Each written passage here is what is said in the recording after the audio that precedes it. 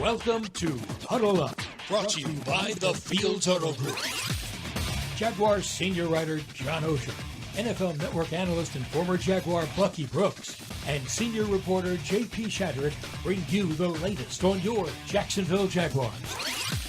Huddle Up starts right now. And welcome in. It is Wednesday, October 2nd. It is week 5, and this is Huddle Up with Bucky Brooks. We've got a busy show ahead. A final look at the Jaguars-Texans game from week 4.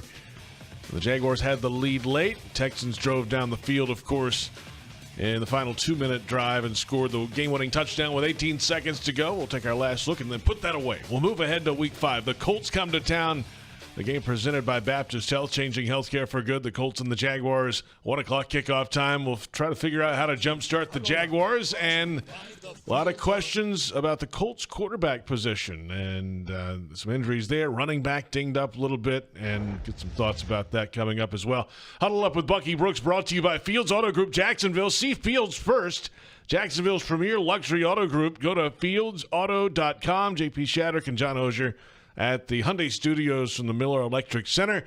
And Bucky Brooks is in Los Angeles, California, as always. And good afternoon, Bucky. How are you feeling this week? Man, I'm good. I am good. I think is very similar to the pressers that I saw today with Doug and Trevor and those guys. Like, once you get to Wednesday, you really put everything from Sunday in the rear view. You begin to cast your eyes towards the upcoming game against the Indianapolis Colts. And so that's where I'm at. I think as sad and as disappointed as I might have been walking out of the stadium against the Texans, I'm optimistic that this week is going to be the week that things start to turn around. Yeah, it's a weird year. I mean, it's 0-4 is all that matters, right? But I feel like there's multiple teams at 2-2 and 1-3 that the Jaguars are probably playing better than or as well as, but they haven't won. You know, and they played the AFC South leaders the other day. Should have won the game. It had multiple chances to put it away, and yet, just like in Miami, really, with multiple chances to slam the door shut, they didn't. So the positives that you can find just get lost. You know, they don't matter in terms of how outsiders should feel about this team, but they have to matter and have to be built upon if you're going to have any hope going forward. And weird year, because I don't think they're playing in a lot of ways to 0-4, but they're playing 0-4 in all the ways that matter. Does that make sense? I mean, it's because you're 0-4, and right. Nothing. You are not built to be a building team. You're built to be a team that wins now, and they're not. So here we are. There you have it. Alas, here we are. Let's start with the quarterback from last week, Bucky, as we put a bow on the Texans game. A little bit later, we'll get into the Colts game, obviously, coming up this week. But our first chance to really chat with Bucky. Since that game in Houston, missing a few key open guys. I mean, the running game was decent. The running backs played pretty well overall. But this offense, and especially Trevor Lawrence, Bucky, how does he snap out of this thing? I know it's a team concept, the O-line, everybody's got to play better. But the quarterback's got to hit the throws that are open, right? I mean, yeah, he does. But I think what you do as a coach, you got to continue to investigate different things that you can help him get going. I think what Trevor is in basketball, what you would call a slump. And what you tend to do for basketball players when they're slumping is you tell them, hey, if you miss a couple shots, go hit a layup. Go hit a couple layups, see the ball go through the bucket. I think it's important that Press Taylor, since we now know he's calling the plays, right. I think it's about making sure that I get my quarterback playing well and being very comfortable. And so I'm going to play the hits. I talked about this before, like when you get in your car and you listen to the radio, they play the same songs in rotation. Well, I want to do the same things for Trevor Lawrence. I want to find 5 concepts that he feels really good about, and I want to run those same plays over and over and over again. We can dress him up and motion and shift or whatever, but I want him to play a game where the only things that are on the game plan are things that he knows and he can do in his sleep. And if you go back and look at how Trevor Lawrence played at Clemson, how he played when he was at his best in 2022, there are a couple things that are trends: screens, quick passes, RPOs, and crossing routes. The game plan needs to feature those things because those are the things that he's done well since he was in high school. He did well in college, and he did well at the early part of his NFL career. I'm going to build the game plan with those things in mind to allow him to be comfortable, and then I'll worry about adding to that after we have a couple things. But cut it down, make it easy, allow the quarterback to get into a groove. Yeah, I feel like they started to take that approach Sunday, Bucky. I mean, early. They did. They're clearly feeding it to Christian Kirk. They get it going. So I'm going to agree with you and say they just sort of have to keep doing that. They did it, and he was warmed up, so to speak. I don't know if warmed up's the right word, but felt like he was in rhythm. They felt like they had done that, and then they had worked the game plan enough to get 2 or 3 plays open that should have been the big hitters. And then he missed them. He missed Christian, and he missed Brian Thomas Jr. So I kind of think you just have to tell yourself this week, we're going to do the same thing, and we got to keep doing that until he hits it. Like, you know, if Steph misses a couple of threes, you just got to keep shooting it. So you can't tell him not to throw that deep ball to Christian Kirk. You've just got to do it until he gets hit. And I think Trevor really fit into what I was talking about earlier in the show. I don't think he played awfully except on the 2 plays that they needed him to play the biggest. And if he hits those, we're talking about a breakout game. But he didn't hit him, so it's not like I feel like a broken record this season. You just have to make the darn plays when they're there, and then this goes away. But after 4 weeks, it's fair for fans to question if he can do it or not. I don't question that because I've seen him do it. They've won 9 games with this guy in the last 2 years. He's not an 0-17 quarterback. Yeah, right. So it's not like it's not there. It's just frustrating as heck when it's not there. No doubt about that. Yeah, that makes sense to me for sure. That's the offensive side of things. The defense, you know what? I mean, they have a lot of guys missing out of the lineup right now, Bucky, and especially at the linebacker position. We'll see moving ahead about Josh Hines-Allen and the protocol, but they had guys step in, and Ventrell Miller played in that game and had 7 tackles, and the back end has a lot of guys coming and going out of the lineup all the time, but they put up a second half in that game in Houston, and the Texans couldn't do anything until the final 2-minute drive when they went all the way down the field and scored the game-winning touchdown. But, it's all kind of ruined because of that last drive, but you got to give this group credit, Bucky, for the way they've played overall, I think. Look, man, I will say this. I've been more impressed with the defense than I ever could imagine in terms of what they've had to deal with. When you think about the players who have not been available for this team, let's just talk about Tyson Campbell not being around, Dewey not being around in the back end, Darnell Savage basically not being around. You think about Foyer not being able to play last game. Devin Lloyd was a late game scratch, and yet they're still throwing these young guys in, and they're having success. And outside of what I would call the anomaly of the Buffalo game, they played really well. They played better than we could have imagined this team to be, because let's be honest, this team, the Jaguars, were not supposed to be a defensive-led team. The expectation for the last 2 years is that it was going to be a high-powered offense, and the defense was just going to need to hold serve. It hasn't been that for whatever reason, but defensively, they played well enough to win 2, maybe 3 games. I would say the offense has to get up and going, because then we will actually have an opportunity to see the defense hold their own and begin to dictate the terms as opposed to being able to play reactive. Yeah, it's his show, so I'm glad he said it. But I was about to make the exact same point. Because of what we do, you try to find things to say about like the different units in the team. I know the defense. I'm sure Ryan Nielsen was sitting here and say we got to create more turnovers. Yeah, they had we've got to get a stop late in the game against Miami. We've got to get a stop late in the game against Houston. So if you'd gone into the season saying we expect to be an elite defense, which I know he wants to be, but I'm saying as observers, Bucky's right. You didn't expect this team to be carried by the defense. So they have, within the context of the way this team is built, this defense, while it hasn't gotten those 2 key stops, the way this team is built, they're not supposed to have to in that situation. You're supposed to be able to win those games. You should have been up. You should have been up 24-7 in Miami. You should have been up. They had chances to go up 10, multiple chances against Houston.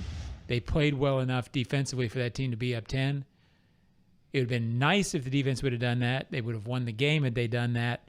But I don't think you can say the defense had a bad game because they didn't do that. Does that make sense? It does make sense, John. We are back in a moment. We'll look ahead now. The Texans game is in the rear view. It is. We're not going back until the Texans come to town. That's about, 7 weeks away? We'll go back in 7. And then we'll get back to the Texans when we have to.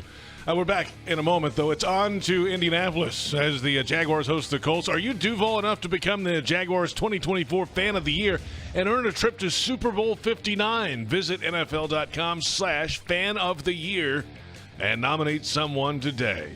This is Huddle Up with Bucky Brooks.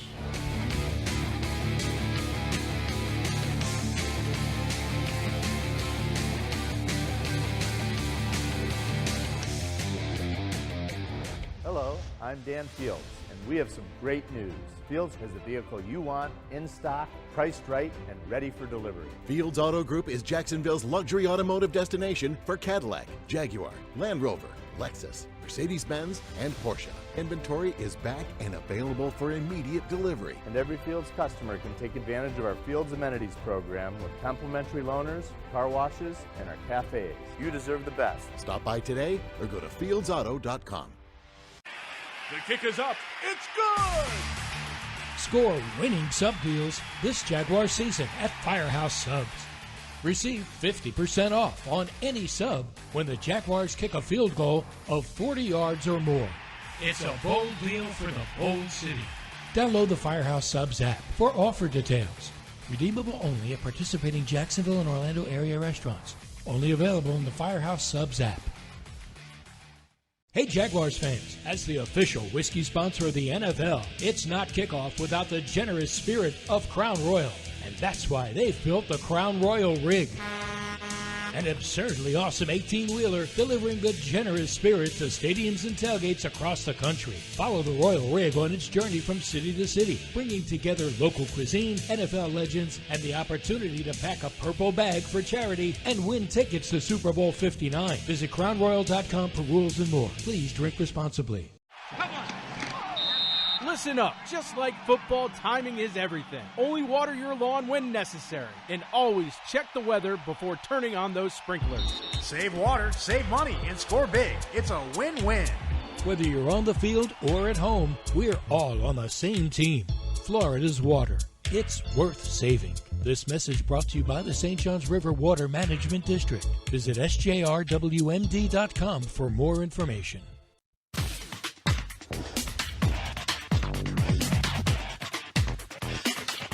Dealt with a few of these in my career, unfortunately. It's never fun, and it's like every time it happens, it's just, you have to be very thick-skinned, and you have to be just persistent. This is a tough sport, it's a tough game. You're gonna, every week, especially when you're in a situation like this, you have to be very thick-skinned and have to keep your head down and keep working.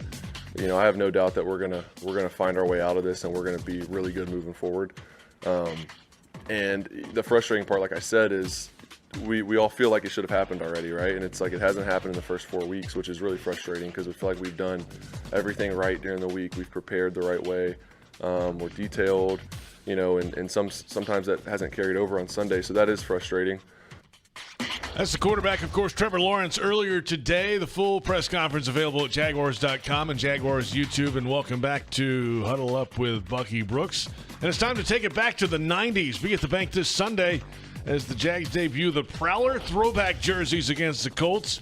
And legendary head coach Tom Coughlin will be inducted into the Pride of the Jaguars at halftime Get tickets now, jaguars.com/tickets, or call 904-633-2000. And the Colts-Jaguars game is presented by Baptist Health, changing healthcare for good. All right, so Trevor Lawrence and the Jaguars offense trying to get off the deck against Gus Bradley's defense for the Indianapolis Colts. And they've got a couple of injuries up front, Bucky. I mean, DeForest Buckner's not around there right now. Let's see. The young guy from UCLA, Latu, has been dinged up a little bit. I mean, this is a different feeling Colts defense in terms of some personnel, right, Bucky?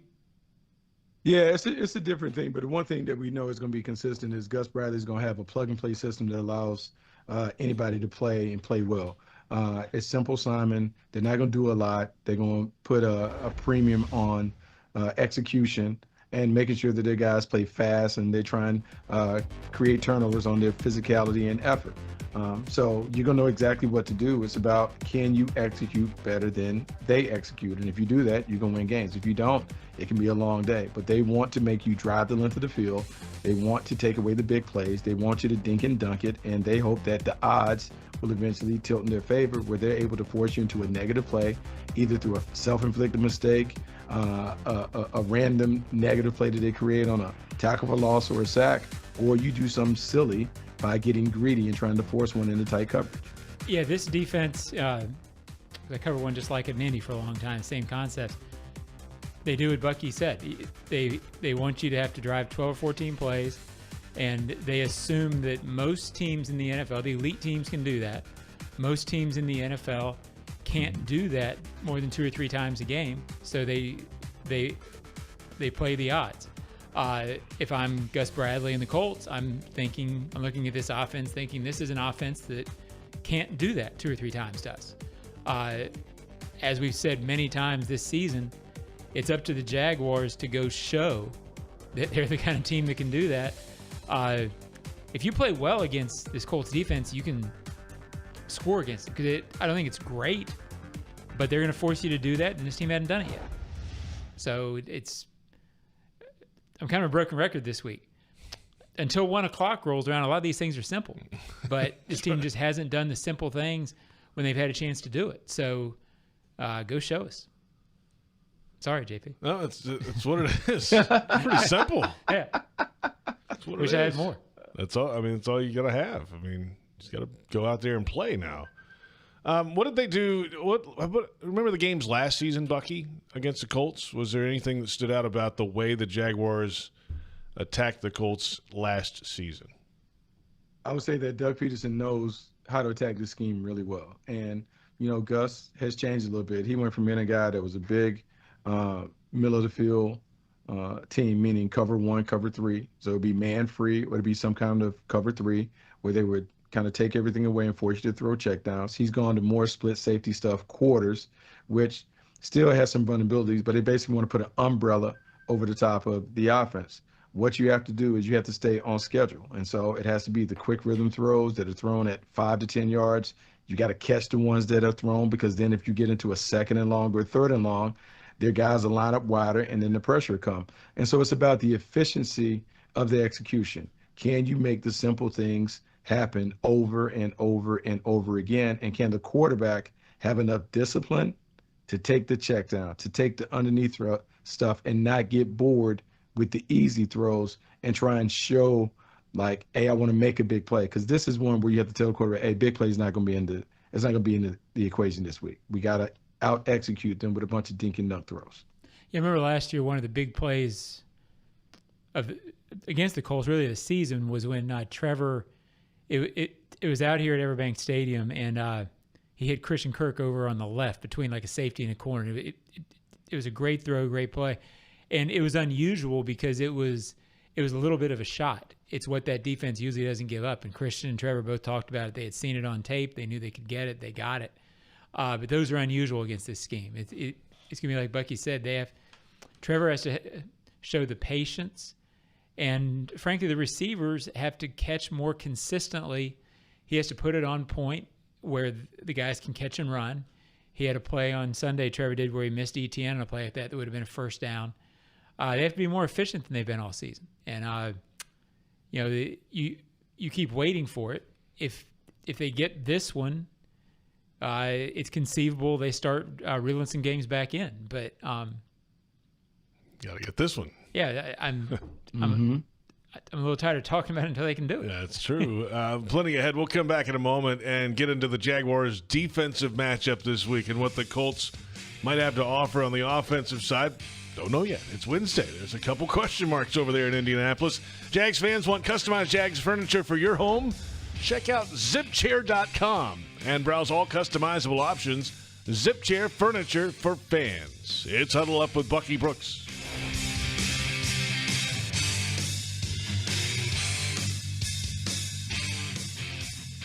Hello, I'm Dan Fields, and we have some great news. Fields has the vehicle you want, in stock, priced right, and ready for delivery. Fields Auto Group is Jacksonville's luxury automotive destination for Cadillac, Jaguar, Land Rover, Lexus, Mercedes-Benz, and Porsche. Inventory is back and available for immediate delivery. And every Fields customer can take advantage of our Fields Amenities program with complimentary loaners, car washes, and our cafes. You deserve the best. Stop by today or go to fieldsauto.com. Calling all loyal Jags fans and loyal Gate customers, football is back. And you and 3 friends could win a chance to meet Trevor Lawrence. Entering is easy. Just buy any 5 28-ounce Gatorade or Gatorade Zero products at Gate with your MyGate Rewards app, and you'll be automatically entered. Not a MyGate Rewards member? Download the app and sign up today. See store for details. Alternate entry available at GatoradePromos.com/TLAW. Looking for the perfect place to host a business trip, corporate group, or social gathering? Look no further than the award-winning Sheraton Jacksonville Hotel, proudly part of the Marriott family of hotels. Centrally located next to the St. John's Town Center off Gate Parkway in JTB, they offer everything you need, whether you're hosting a meeting or just unwinding with friends at the BC Grill and Patio. Discover comfort and convenience like never before. Search Sheraton Jacksonville or call 904-564-4772 today. It's game time, Jaguars fans, and Publix knows that football is all about pairings. A high-scoring offense paired with a stingy defense. A rocket-armed QB paired with a dynamic wide receiver. And at Publix, you can pair hot deli chicken tenders with savory dips, delicious sub-platters with ice-cold beverages, and you can pair these tailgate essentials with an entire parking lot full of Jaguars fans chanting, Duval! Gear up for your tailgate at Publix, the official supermarket of the Jacksonville Jaguars.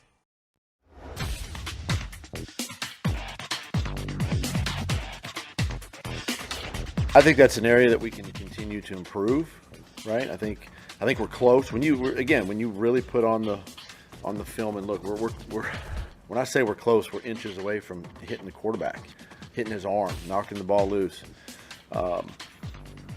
We've played some mobile guys here too in these first few weeks, and so that comes into play, but. It's not for lack of effort. We got to continue to push pockets. This is another week, depending on who plays. The pass rush could be a little bit different. But we're close.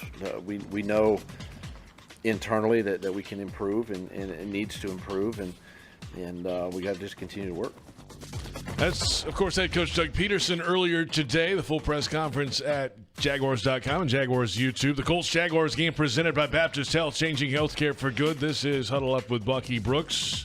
And the Jaguars defense, of course, the head coach there talking about the pass rush and how close they are. We heard that a little bit last year, too, but they did get home enough to combine for the outside linebackers, of course, last year combined for the most sacks combined to the NFL of any teammates, but not quite getting there yet this year, unfortunately. And then he's talking about the matchup this week, and you just don't know yet. Anthony Richardson with a hip injury last week, came back in the game, left the game. Joe Flacco is a statue and, 18 years in the NFL, and we know what he did against this team last year. How different, obviously these are polar opposite styles at quarterback, Bucky. So how do you approach the rush for each?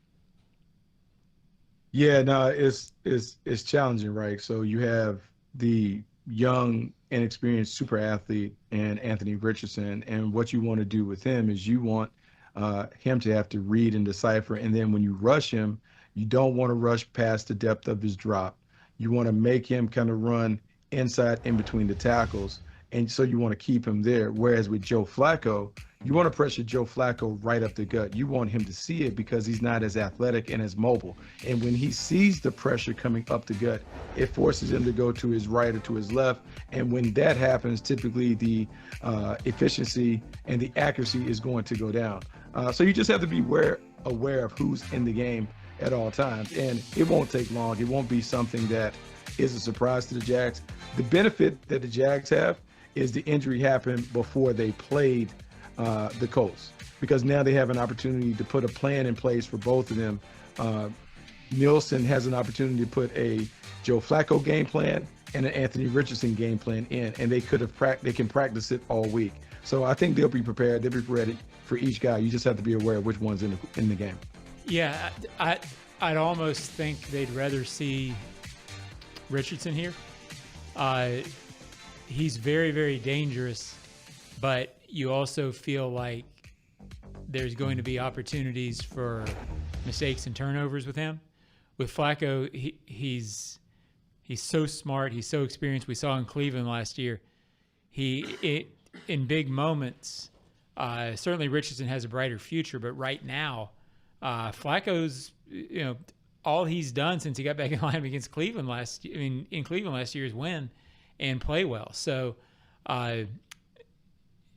Richardson would beat you for a few plays, just like last year in the opener.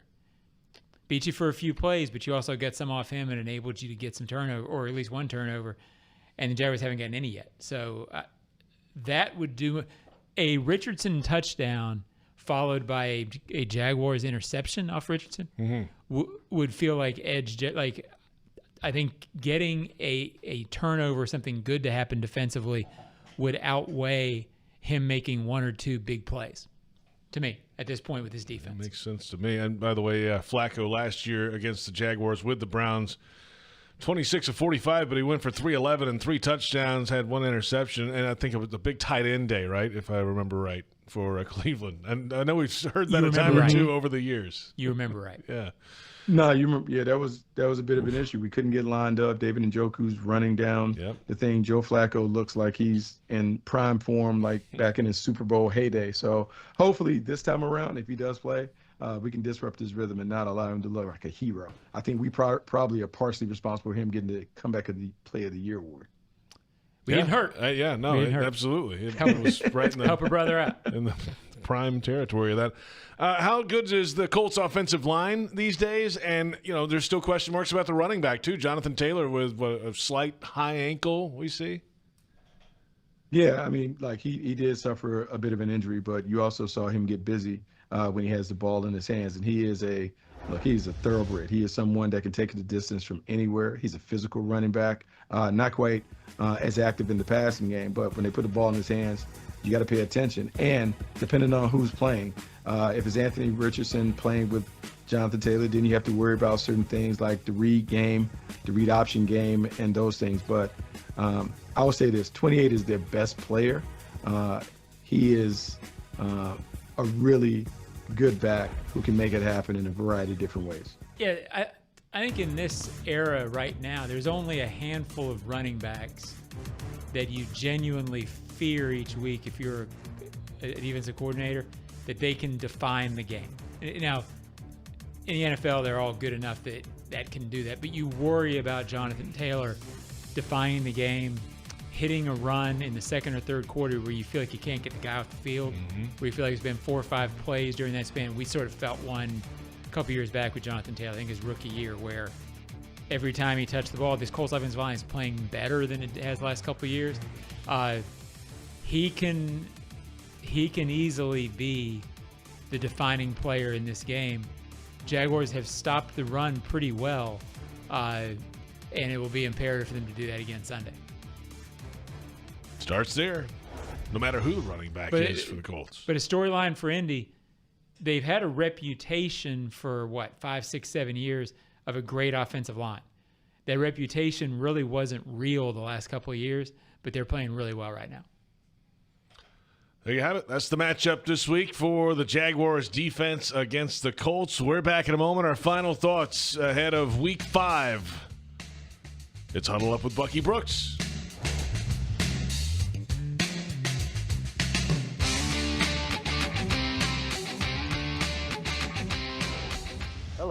I'm Dan Fields, and we have some great news.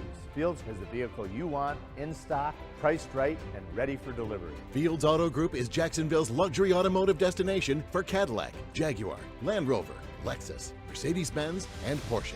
Inventory is back and available for immediate delivery. And every Fields customer can take advantage of our Fields Amenities program with complimentary loaners, car washes, and our cafes. You deserve the best. Stop by today or go to fieldsauto.com.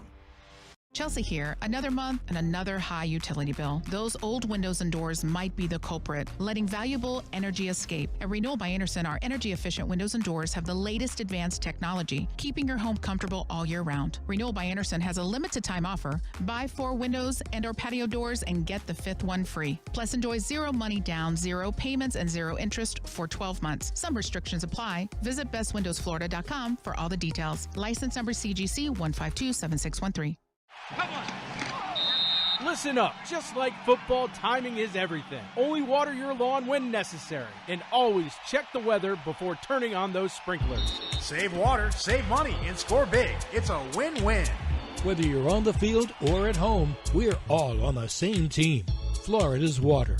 It's worth saving. This message brought to you by the St. Johns River Water Management District. Visit sjrwmd.com for more information. Looking for the perfect place to host a business trip, corporate group, or social gathering? Look no further than the award-winning Sheraton Jacksonville Hotel, proudly part of the Marriott family of hotels. Centrally located next to the St. John's Town Center off Gate Parkway in JTB, they offer everything you need, whether you're hosting a meeting or just unwinding with friends at the BC Grill and Patio. Discover comfort and convenience like never before. Search Sheraton Jacksonville or call 904-564-4772 today.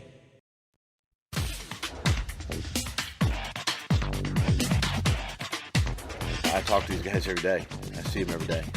And no, I have not lost the locker room. I think these guys have done everything I've asked. They continue to play and practice hard and battle, and you know, it's a good group. It's a good group. The right leaders in there, and they know what we need to do, and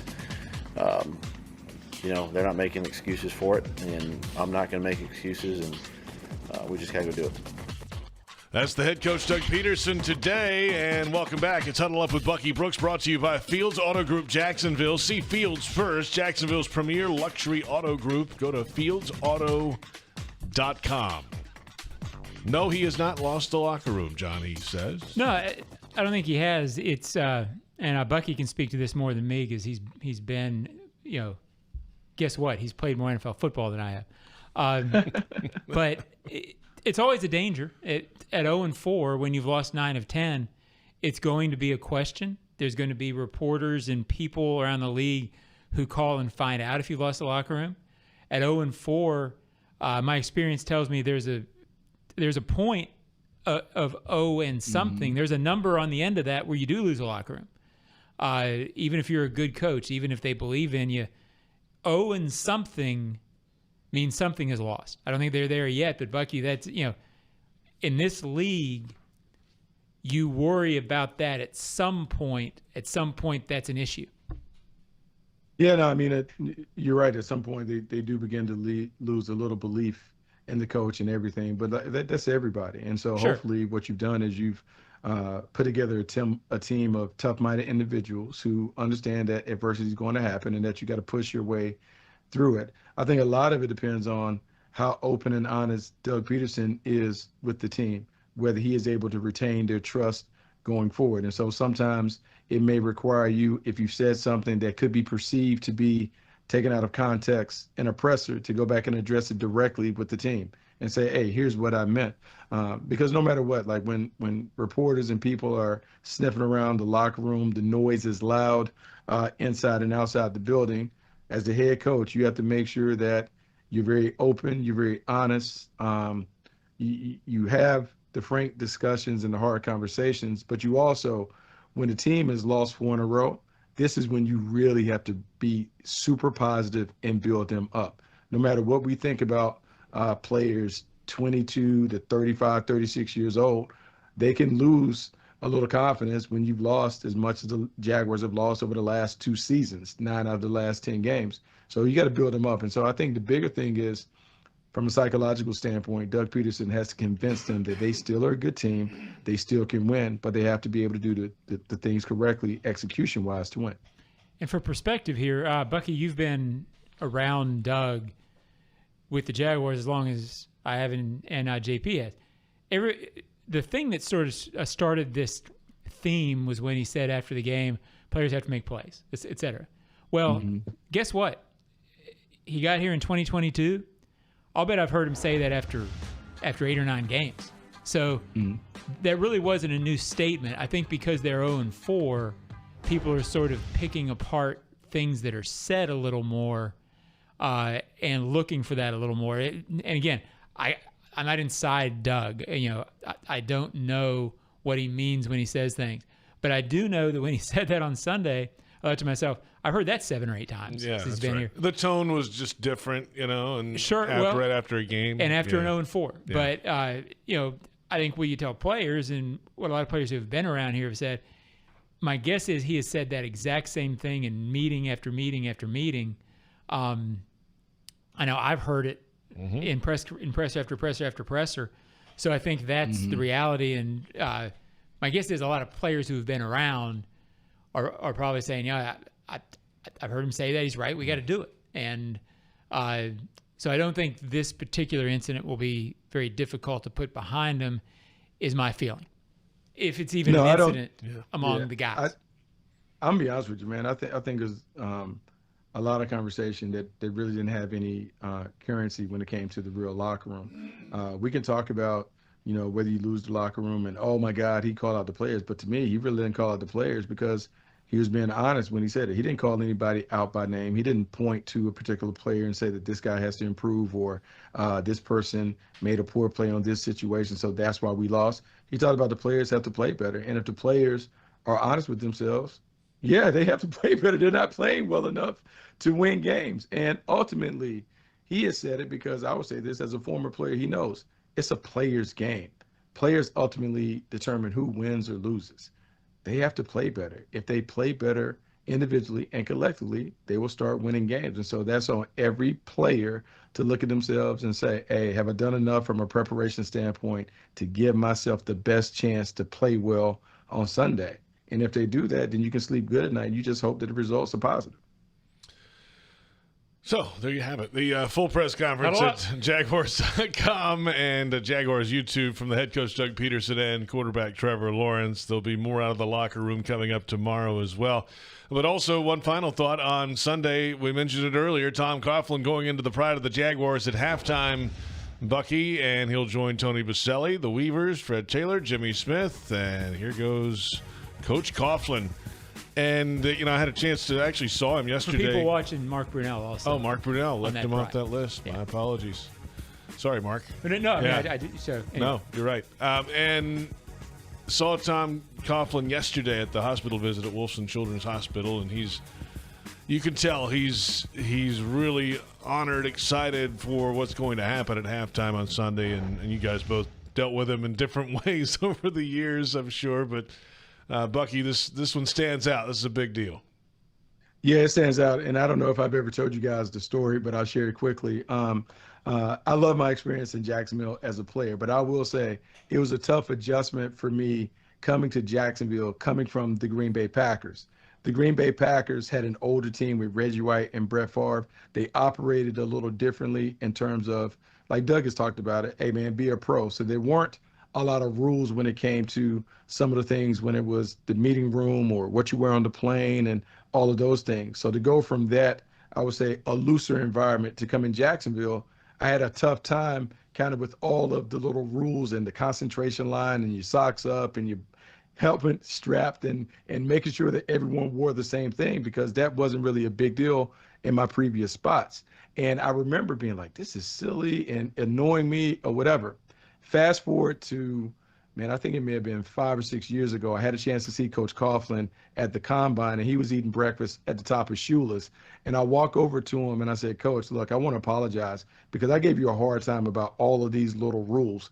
But I've been coaching high school ball since 2008, and all of those things that you talked about, I found myself implementing with young players and making sure that they wore the same things and making sure they showed up 5 minutes early and making sure that we all looked like a team and no one was above the team based on how they looked or whatever. And if it wasn't from my experience in Jacksonville, I never would have done that. So let me apologize to you for being a young, naive player, thinking that I knew more than you, because all those things that you taught me, I now share it. And some of the success that we've had is because of that framework that you set for us and set for everyone that played in Jacksonville.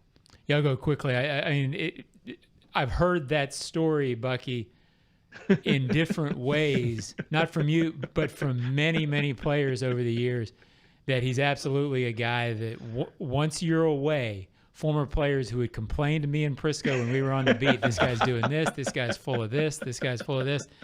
Invariably, they would come back and say, once they went to other teams, that they missed feeling prepared on a level that never quite, I'm not saying never, but they always said they were prepared to play under Tom. You use the word framework. I occasionally get emails from people saying, why is Tom going in the pride? They never won a Super Bowl, et cetera, picking apart the concept. If you were here in the 90s, you understood he built the framework for this organization. You cannot come close to telling the story of this organization without Tom being huge chapters of the early years. He defined it. I am very good friends with Tony Baselli. I consider Mark Brunell a friend. I love Jimmy Smith, consider Fred Taylor a friend. They would all tell you this franchise, the cover of the media guide was Tom Coughlin because he was the heart and the soul of it. There you have it. And that will be honored on Sunday at halftime of the Colts-Jaguars matchup. 1 o'clock kickoff time. And, hey, we've got plenty of coverage the rest of the week here on Jaguars.com. Bucky, we'll talk to you a little bit later, man. Appreciate it. All right, Buck. Hey, thanks for having me. Bucky Brooks from Los Angeles, John Oehser. I'm JP Shadrick. Our thanks to David Cho, Brent Reber, Joe Fortunato, our entire crew. It's Huddle Up with Bucky Brooks.